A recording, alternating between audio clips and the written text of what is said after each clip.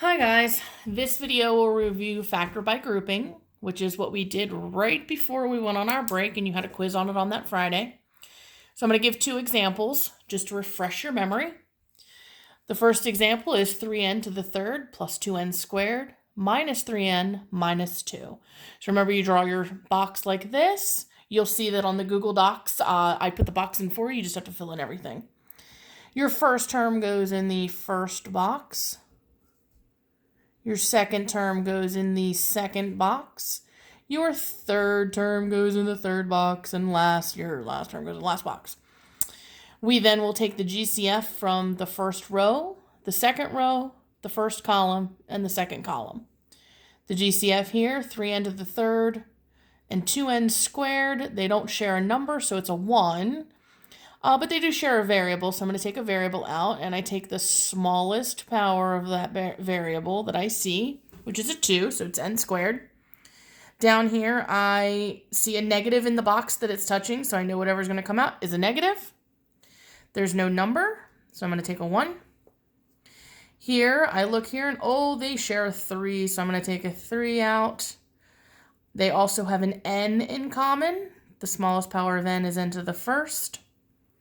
And over here, I have a 2 and a negative 2, and I can take a 2 out. They both share a 2. That's what goes into both of them. Now, since this one is not negative, this one is not negative. Now we're ready to write our final answer, which is simply n squared minus 1 times 3n plus 2. And if you recall, you can write it in either order. It doesn't matter. For example 2, same kind of concept. We have x to the fifth goes in the first box, negative 3x to the third minus 5x squared, positive 15. So here they share an x, no number. X to the third is the smallest power they share. Here I have a negative again, and 5 goes into both of these.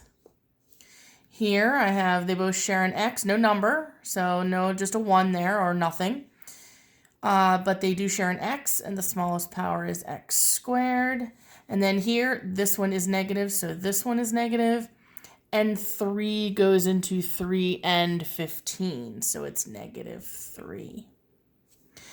And then you're ready to come down and write your answer. X to the third minus 5 and x squared minus 3.